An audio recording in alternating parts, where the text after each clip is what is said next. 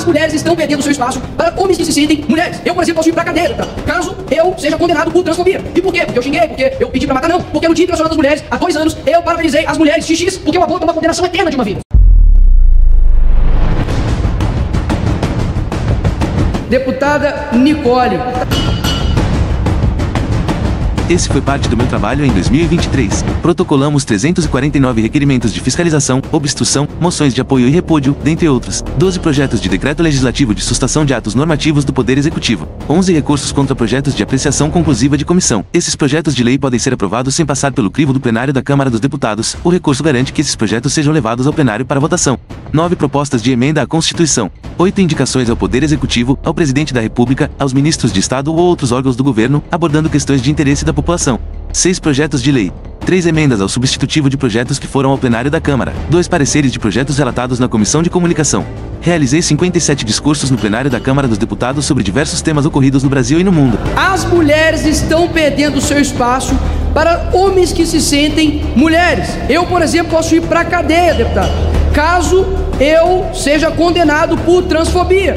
E por quê? Porque eu xinguei, porque eu pedi para matar, não. Porque no Dia Internacional das Mulheres, há 2 anos, eu parabenizei as mulheres XX, porque o aborto é uma condenação eterna de uma vida. Então eu faço aqui um apelo aos ministros do STF, para que, se isso for pautado de fato, para que eles coloquem a mão, não somente na Constituição, que já garante a vida, mas para eles coloquem a mão em sua alma, porque eu tenho certeza que, se isso acontecer, vocês terão sangue em suas mãos. E aí muitos podem dizer, mas olha, toma cuidado, porque caso contrário irão atrás de você será taxado, será rotulado. Eu não vim aqui para poder ser um batedor de ponto. Então, quando eu digo que eu estou disposto a sofrer pela liberdade, não é porque eu me preocupo com eleições, horas. Eu já sou uma pessoa eleita. O que eu quero dizer é que nós não podemos subestimar o poder da nossa fala, não podemos subestimar o poder de convencimento da verdade. Não tenham medo de enfrentar a tirania, não tenham medo de enfrentar os ditadores, porque se eu tenho certeza de alguma coisa, é que nós já estamos no começo de uma. Eu digo, homossexualidade é pecado. Vão ser vocês que vão me impedir de fazer isso? Vai ter que virar muito ser humano para poder vir para cima da gente e dizer que não pode dizer que homossexualidade é pecado. Querem amordaçar os cristãos, querem dizer que a gente não pode chamar pecado de pecado.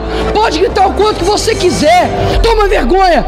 Querem usar o nome de Cristo para poder calar outras pessoas. Eu continuo dizendo, pecado é pecado, e ponto final. Enquanto nós estivermos de pé, não tem ninguém que cale nós, nem mesmo o inferno vai calar a gente. Senhor ministro Flávio Dino, o senhor tem decepcionado os brasileiros, frustrado as pessoas que lhe confiou esse cargo. Obviamente nós temos divergências gigantescas politicamente e ideologicamente, mas eu não torço pelo teu fracasso. Afinal de contas, o teu fracasso significa, ou deveria significar, o sucesso do crime organizado, o sucesso da milícia, o sucesso do roubo, do furto, do assassinato. E eu sei quem são as vítimas, no fim das contas, desse crime, que é a população brasileira em geral. É evidente que o seu trabalho, ou a falta do seu trabalho, tem gerado consequências. O homem que deveria ser o mais odiado pelo crime organizado entra em um local dominado pelo crime organizado, que é, por exemplo, o Complexo da Maré. E como explicar isso para um cidadão comum brasileiro? É a primeira vez que eu vejo um ministro sem medo de ir na maré, mas com medo de perguntas. É complicado dizer que o senhor tem feito um bom trabalho, porque de duas uma: ou o senhor não tem culpa de nada, afinal de contas, ninguém que exerceria o teu papel daria conta de cuidar da segurança pública, e o senhor não tem culpa nenhuma. Ou o senhor não está tendo competência para tal. Pelo menos uma coisa eu concordo com o senhor, ministro Flávio. O senhor disse que o senhor era um personagem, né, dos Vingadores. Acredito que o senhor parece muito com o Nick Fury. Não sei se o senhor conhece. Só enxerga de fato realmente de um lado. Boa sorte para o senhor tentar explicar o inexplicável. Ouvi aqui dizendo que nós estamos estimulando a democracia. Senhores, semana passada vocês estavam recebendo Nicolás Maduro aqui no Brasil. Tá de sacanagem de querer ficar taxando senhores e senhoras aqui como terroristas. Espera aí, que narrativa mais fajuta de pessoas mentirosas. Porque se mentira fosse esporte olímpico, tinha vários campeões aqui. E qual que era o papel do GSI no plano escudo? O senhor tem que ler o plano escudo, deputado. Tá, eu tô pedindo pro senhor. senhor era o responsável, não era eu, senhor general. Era o senhor está aqui para ser perguntado. Ele é muito bem escrito. Se o senhor ler, o senhor tem noção. Não, eu quero que o senhor me responda. O senhor está aqui para responder, não me perguntar. O senhor tem conhecimento se a ABIN encaminhou esses informes para o Ministério da Justiça? O senhor tem a compilação dos informes? Senhor general, eu estou perguntando pro senhor. Isso aqui não é o show do milhão. O incrível hacker que de manhã estava todo saltitante, feliz, respondendo a todas as perguntas da esquerda, mas que de repente na parte da tarde não responde a ninguém mais da direita. É a famosa testemunha seletiva. Mas por favor, toma vergonha. Ninguém aqui é otário. Que tipo de pessoa que você é? Quem acha que o senhor vai enganar? Vergonha! No fim das contas, o senhor é um covarde. É isso que eu digo pro senhor. Coronel Cid, o senhor é um preso político. E eu te explico por quê. Se o seu nome fosse Ana Carolina Jatobá, que jogou uma criança de 5 anos do prédio, Isabela Nardoni, o senhor estaria solto. Se o seu nome fosse Elise Matsunaga, que matou, esquartejou seu marido, o senhor também estaria solto. Se o seu nome fosse André do Rap, que é um traficante internacional, o senhor também estaria solto. Se o seu nome fosse Sérgio Cabral, condenado a 400 anos de propina e corrupção, o senhor também estaria solto. Se o seu nome fosse Luiz Inácio Lula da Silva, condenado por corrupção passiva e lavagem de dinheiro, o senhor estaria solto. É a primeira vez, senador Magno Malta, que eu vejo o investigado pedir investigação e os que acusam obstruir a investigação. Alguma coisa está contrária aqui no nosso Brasil. Fui titular da Comissão de Direitos Humanos. Fui titular da Comissão de Fiscalização Financeira e Controle. Fui suplente da Comissão de Comunicação. Fui suplente da Comissão Especial para apreciar a PEC 5 de 2023, que trata da imunidade tributária concedida a organizações religiosas. Fui suplente na Comissão Parlamentar Mista de Inquérito que apurou os atos ocorridos no Congresso Nacional no dia 8 de janeiro de 2023.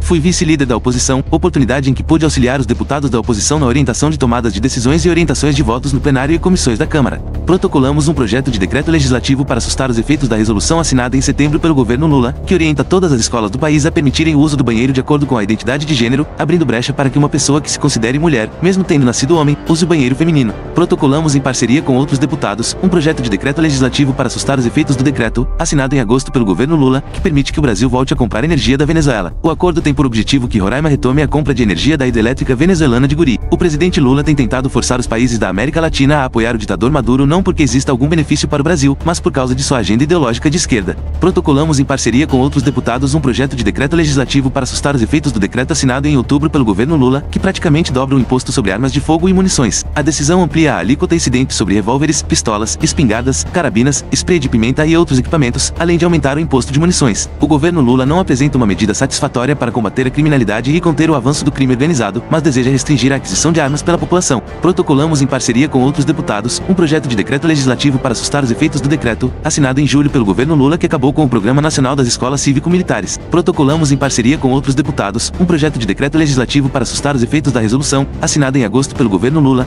que limita voos no aeroporto Santos Dumont no Rio de Janeiro, a partir de janeiro de 2024. Protocolamos em parceria com outros deputados um projeto de decreto legislativo para assustar os efeitos de uma resolução, publicada pelo Conselho Nacional de Justiça, que pode se tornar um incentivo velado às invasões coletivas e ocasionar uma reintegração de posse mais demorada às pessoas que tiveram sua propriedade tomada. A medida tem despertado insegurança no meio rural, pois pode dificultar a vida do produtor rural que tiver áreas invadidas. Protocolamos em parceria com outros deputados um projeto de decreto legislativo com o objetivo de assustar os efeitos de uma resolução do Conselho Nacional de Saúde, que prevê a legalização do aborto e do uso da maconha, bem como autoriza tratamentos hormonais para mudança de sexo em adolescentes de 14 anos. Embora o PDL em si não detenha poder legal, protocolamos este documento para evitar que a resolução influencie as políticas públicas na área de saúde pública pelo período de 4 anos. Protocolamos em parceria com outros deputados um projeto de decreto legislativo para assustar os efeitos do decreto assinado em julho pelo governo Lula, que restringe o porte e a posse de arma e munições em todo o país. O decreto desarmamentista de Lula apresenta artigos que exorbitam o poder regulamentar, violando até mesmo o Estatuto do Desarmamento. Protocolamos em parceria com outros deputados um projeto de decreto legislativo para assustar em partes do decreto que criou o Programa Saúde na Escola em 2007 e que era responsável por promover o tema de saúde sexual e reprodutiva aos alunos. O governo Lula editou uma portaria com base no referido decreto em julho de 2023, que destina 90,3 R$3 milhões para os municípios que aderirem ao programa. Sabemos o quanto hoje em dia as escolas tentam atravessar os valores da família, fazer apologia da sua opinião e tentam ditar normas em termos de comportamento sexual. Protocolamos um projeto de decreto legislativo para assustar os efeitos do decreto assinado em janeiro pelo governo Lula, que reduziu o acesso às armas e munições e cancelou novos registros de escolas de tiros para os caçadores, atiradores e colecionadores. Protocolamos um projeto de decreto legislativo para assustar os efeitos da portaria do Ministério da Justiça, assinada em abril pelo Flávio Dino, que regula os conteúdos postados nas redes sociais. Não podemos permitir que o governo atribua a si mesmo o poder de dizer o que é verdade ou não. Protocolamos um projeto de decreto legislativo para assustar os efeitos de 2 decretos assinados em abril pelo governo Lula, que faz o país retroceder ao quadro de ineficiência no setor de saneamento básico. Ficam inviabilizadas as metas de universalização dos serviços de tratamento de água e esgotamento sanitário, que tem prazo até 2033 para serem cumpridas. Protocolei em parceria com outros deputados o PL 5021 de 2023, que aprimora o conceito de terrorismo e cria uma lista com o rol de organizações que devem ser consideradas terroristas no país. Protocolei em parceria com outros deputados o PL 4894 de 2023, que reconhece os grupos radicais Hamas e Hezbollah como terroristas, estabelece sanções políticas e econômicas contra entidades e países que os apoiam financeiramente e pede pena de prisão para as manifestações de apoio aos grupos. Protocolei em parceria com outros deputados o PL 3317 de 2023, que busca anistiar condenados por ilícitos cíveis eleitorais ou declarados inelegíveis do período de 2 de outubro de 2016 até a data de entrada em vigor desta lei, corrigindo distorções políticos-sociais decorrentes de decisões da Justiça Eleitoral. Protocolei em parceria com outros deputados o PL 3763 de 2023, que pretende criar delegacias específicas para atuar em conflitos agrários. Os conflitos agrários têm aumentado e a falta dessas delegacias especializadas favorece a impunidade de organizações criminosas. Protocolei o PL 45 de 2023 visando simplificar e facilitar o processo de aquisição, cadastro, registro e a posse de armas de fogo e munição para os cidadãos. A proposta vai na contramão do decreto do presidente Lula, que revogou as normas estabelecidas por Bolsonaro que facilitavam acesso às armas. Protocolei em parceria com outros deputados o PL 2501 de 2023, que acrescenta na lei de abuso de autoridade 2 artigos para tornar crimes a censura e o confisco de plataforma. Recentemente, uma decisão do STF obrigou o Telegram a deletar uma mensagem enviada para seus usuários alertando contra os perigos de um projeto de lei que estava tramitando na Câmara dos Deputados. Os direitos à liberdade de expressão e de imprensa precisam ser assegurados. Protocolei em parceria com outros deputados a PEC 50 de 2023, que visa permitir ao Congresso Nacional revogar decisões do STF que extrapolam os limites constitucionais. A intenção é conter os excessos dos ministros em temas que são de competência do Legislativo. Protocolei em parceria com outros deputados a PEC 34 de 2023, que contém a proibição expressa da descriminalização do consumo e porte de drogas ilícitas para fins recreativos. Além disso, a proposta visa garantir ao cidadão o direito de tratamento do vício das drogas com a cooperação do Estado, da família, das comunidades terapêuticas, das entidades religiosas e entidades privadas. Protocolamos uma PEC com o objetivo de impedir a liberação de emendas parlamentares pelo Poder Executivo nas semanas de votações de grande impacto no Congresso Nacional, tornando esta prática crime de responsabilidade fiscal. Protocolei em parceria com outros deputados a PEC 57 de 2023, que busca acrescentar as guardas municipais como órgão de segurança pública. O protagonismo das guardas municipais precisa ser resgatado no âmbito da segurança pública nacional. Protocolei em parceria com outros deputados a PEC 44 de 2023, que visa permitir a reserva de 5% das emendas dos deputados e dos senadores para atender às emergências da natureza.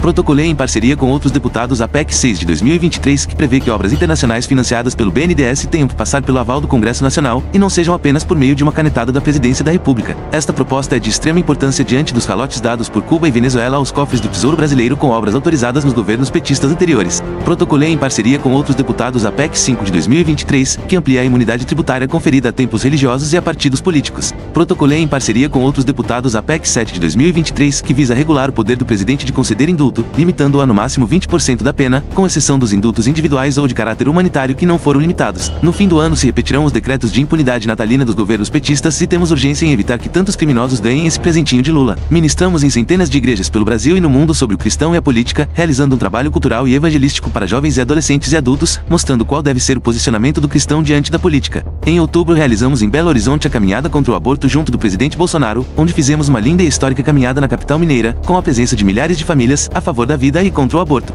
Em conjunto de outros deputados e senadores nos reunimos com membros da OEA nos Estados Unidos, onde fizemos relatos do que tem acontecido no Brasil, como os ataques constantes à liberdade de expressão e as violações de direitos humanos referente aos presos políticos do dia 8 de janeiro. Na ONU, representei o Brasil no Political Network for Values e em meu discurso expus para o mundo a realidade de muitos temas que a grande mídia tenta abafar. The world will be a better place if there weren't so many people promising to improve it. It's a quote from a philosopher Olavo de Carvalho, and that fits perfectly with Greta and Leonardo DiCaprio, for example, that supported our socialist president called Lula, a thief that should be in jail, and now we have Amazonia with the worst fire in 15 years, and they are just in silent and disappeared. Estivemos na Avenida Paulista manifestando pela liberdade e pela memória do Crezão. que deseja ver o Alexandre de Moraes fora de sua cadeira, pelo crime. Alexandre de Moraes, o Brasil não tem medo de você. Não contem comigo para resistir dessa vez. Silêncio aqui para ele, mas eu acho que ele merece 1 minuto, pelo menos, de aplausos nossos. Muito obrigado. Que Deus abençoe o nosso Senhor.